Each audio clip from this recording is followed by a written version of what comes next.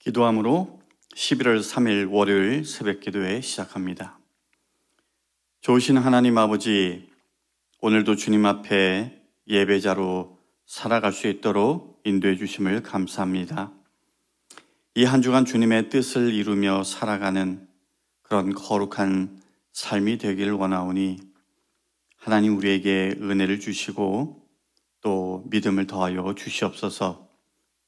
정체되어 있는 고여있는 물과 같은 신앙이 아니라 계속해서 움직이고 퍼져나가고 성장하고 성숙해지는 그런 신앙으로 하나님 앞에 살아갈 수 있도록 도와주시옵소서. 이 시간 말씀으로 우리의 심령을 도전해 주시길 원합니다. 말씀에 깨닫게 하시고 순종케 하시고 그런 가운데 하나님의 역사하심을 경험하는 복된 하루로 인도하여 주시옵소서. 감사하며 예수님 이름으로 기도합니다. 아멘. 찬송가 342장을 부르겠습니다.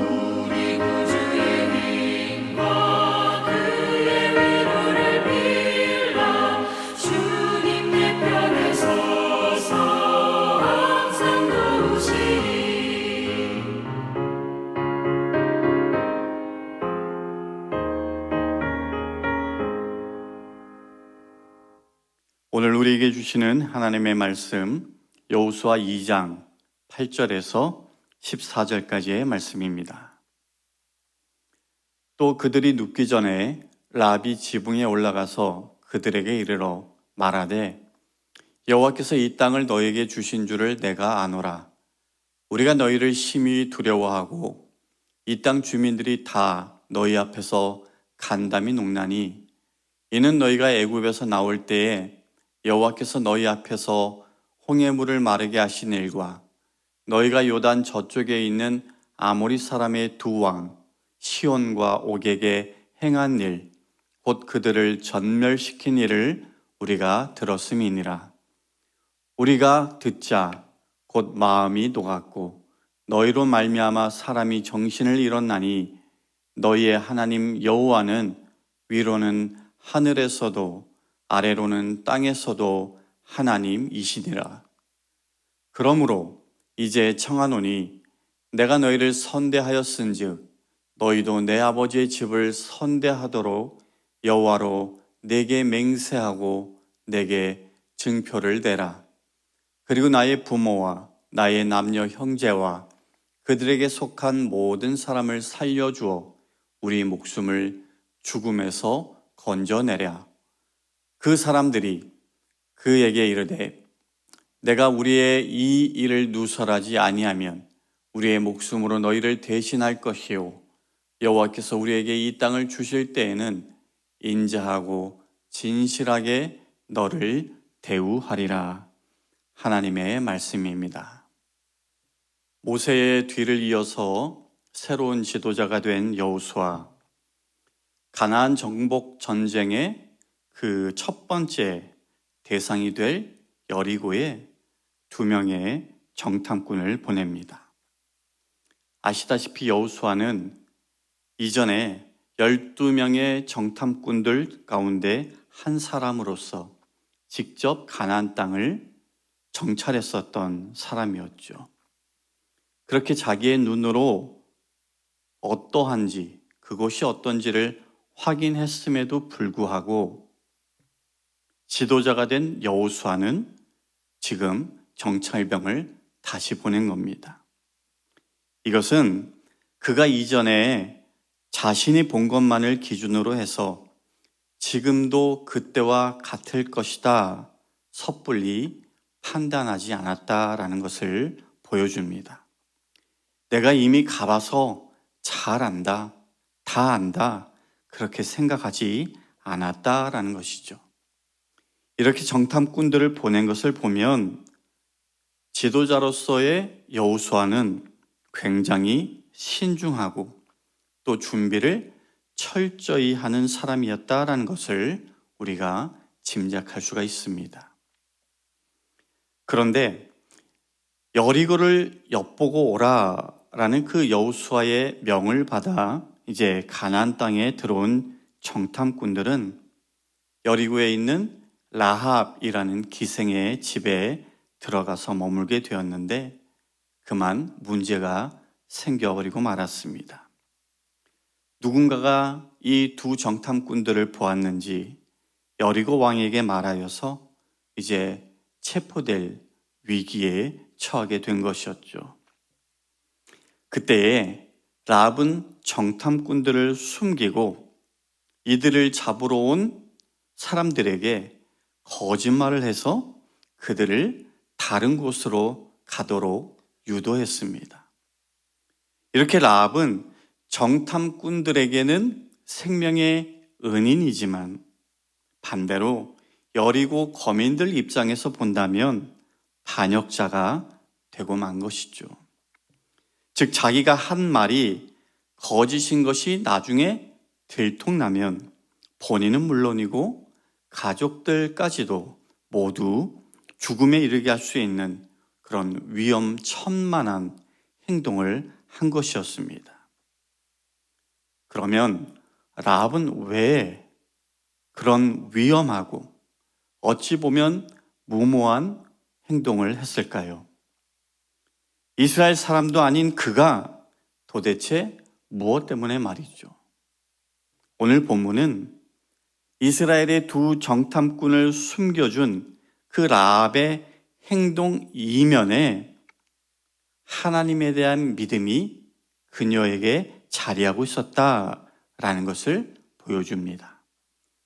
체포조가 성 밖으로 나가고 성문이 닫히자 라합이 숨어있던 정탐꾼들에게 가서 이렇게 말했습니다. 9절에서 11절까지인데요. 여호와께서 이 땅을 너희에게 주신 줄을 내가 아노라. 우리가 너희를 심히 두려워하고 이 땅 주민들이 다 너희 앞에서 간담이 녹나니 이는 너희가 애굽에서 나올 때에 여호와께서 너희 앞에서 홍해 물을 마르게 하신 일과 너희가 요단 저쪽에 있는 아모리 사람의 2 왕 시온과 옥에게 행한 일 곧 그들을 전멸시킨 일을 우리가 들었음이니라. 우리가 듣자 곧 마음이 녹았고 너희로 말미암아 사람이 정신을 잃었나니 너희 하나님 여호와는 위로는 하늘에서도 아래로는 땅에서도 하나님이시니라. 이렇게 라합은 하나님의 권능으로 일어난 일들을 듣고 오직 하나님만이 상천하지에 참 하나님이시다라고 고백하기에 이르렀는데, 이것이 중요한 이유는 방금 읽어줬던 내용에 라합만이 아니라 그 땅의 거민들 역시도 하나님이 행하신 일들을 들었기 때문입니다. 그리고 그들도 마음이 높고 정신을 잃을 정도로 두려움을 느꼈습니다. 그러나 그렇게 그들은 듣고 두려움까지는 가지긴 했지만 하나님에 대한 믿음을 가지지는 않았습니다. 다 같이 들었지만 제대로 들은 사람은 라합 한 사람이었던 것이죠. 그렇게 라합은 믿음은 들음에서 난다라고 하는 로마서 10장 17절의 말씀처럼 하나님이 역사하신 일들에 대해 진지하게 듣고 그것을 통해서 하나님이 어떤 분인가라는 것을 알게 되었고, 또한 믿음을 갖게 되어서 하나님만이 온 우주의 유일하신 하나님으로 인정하고 고백하는 그 모습을 오늘 우리에게 보여주고 있는 겁니다. 이런 라합에 대해서 믿음장으로 우리에게 알려진 히브리서 11장에 보면 이런 기록이 나옵니다. 히브리서 11장 31절인데요. 믿음으로 기생 라합은 정탐꾼을 평안히 영접하였으므로 순종하지 아니한 자와 함께 멸망하지 아니하였도다. 훌륭한 믿음의 사람들이 언급된 히브리서 11장에 그 이름이 기록되어 있는 겁니다. 여러분, 이게 얼마나 대단한 건지 아세요? 라합은 믿음장에 이렇게 떡하니 자기의 이름이 올라가 있는 반면에 당연히 있을 것이다 라고 생각할 수 있는 여호수아의 이름은 히브리서 11장에 나오지 않습니다. 물론 여기에 이름이 올라가 있지 않다라는 것이 믿음이 덜하다라고 말할 수는 없겠지만 말이죠. 하나님은 일찍이 가나안에 들어가면 한 사람도 남기지 말고 그곳의 사람들을 다 진멸하라 라고 명령하셨습니다. 따라서 라합 역시도 멸망당할 수밖에 없는 가나안의 거민이었죠. 하지만 오늘 라합의 이야기는 돌이키기만 한다면 하나님의 진노를 피할 뿐만 아니라 오히려 은혜의 수혜자가 될 수 있다라는 것을 우리에게 보여줍니다. 그렇게 라합은 누구에게도 기억되지 않는 사람 취급받지 못하는 비천한 인생이었지만 하나님은 여리고 성을 무너뜨리는 심판 중에 라합을 기억하시고 구원해 주셨습니다.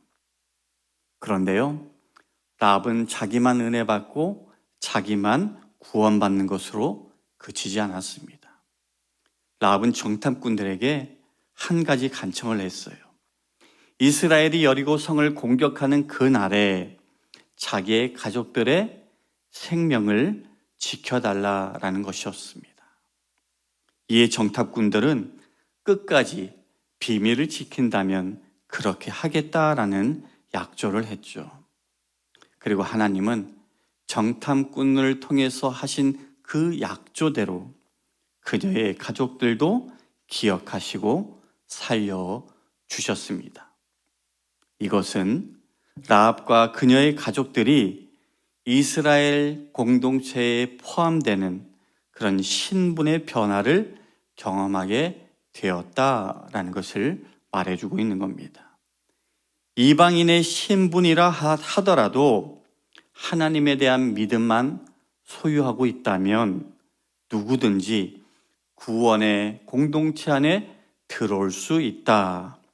즉, 하나님의 자녀가 되는 권세는 혈통이나 육체의 노력으로 되는 것이 아니라 오직 믿음으로 얻게 되는 것임을 오늘 성경은 라합과 그 가족의 구원을 통하여서 우리에게 미리 보여주고 있는 것입니다.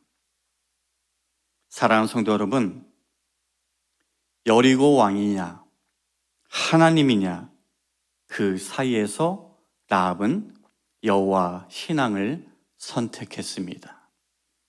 그리고 그 선택은 정탐꾼들을 숨겨주고 그들이 무사히 본진으로 돌아갈 수 있도록 돕는 믿음의 행위로 이어졌는데, 아까 언급해드렸던 히브리서 외에 신약성경 야고보서를 보면 또 라합의 행위에 대한 이런 평가가 나옵니다. 야고보서 2장 25절, 이와 같이 기생 라합이 사자들을 접대하여 다른 길로 나가게 할 때에 행함으로 의롭다 하심을 받은 것이 아니냐. 그리고 이어지는 26절에 이 유명한 말씀이 나옵니다. 영혼 없는 몸이 죽은 것 같이 행함이 없는 믿음은 죽은 것이니라. 즉 성경은 행함을 통해 믿음의 본을 보인 대표적인 인물로 바로 라합을 소개하고 있다라는 것이죠. 이렇게 구약의 한 인물, 그것도 이방 여자, 그것도 천한 기생이었던 라합이 히브리서와 야고보서의 믿음의 사람으로 등장한 것, 정말 놀라운 일이 아닐 수 없습니다. 그런데 사실 이것만으로 그치지 않았어요. 라합의 믿음과 행위는 그녀가 감히 상상치도 못한 엄청난 결과를 가져왔습니다. 그게 뭔가요? 라합은 믿음으로 말미암아 예수 그리스도의 조상이 되는 영광까지 누리게 되었다라는 겁니다. 마태복음 1장에 보면 예수님의 족보가 나오는데 거기에 라합이라는 이름이 들어가 있는 것이죠. 오늘 말씀을 정리하겠습니다. 너희의 하나님 여호와는 위로는 하늘에서도 아래로는 땅에서도 하나님이시니라. 라합의 이 고백은요, 자기에게 온 손님들 기분 좋으라고 그냥 해본 말이 아니었습니다. 라합은 자신의 말이 진짜 믿음의 고백인 것을 행위로 증명해 보였습니다. 여러분, 우리는 어떻습니까? 나에게는 믿음의 고백에 부합하는 그런 행함이 있는지, 나는 복음에 부합하는 그런 삶을 살고 있는지, 말로만이 아니라 정말로 실천으로 나아가고 있는지. 예수 그리스도의 생명을 소유하고 살아가는 우리는 말과 행동 하나하나에 있어서 그리스도의 인격과 주님의 그 삶의 흔적이 나타나기를 힘써야 합니다.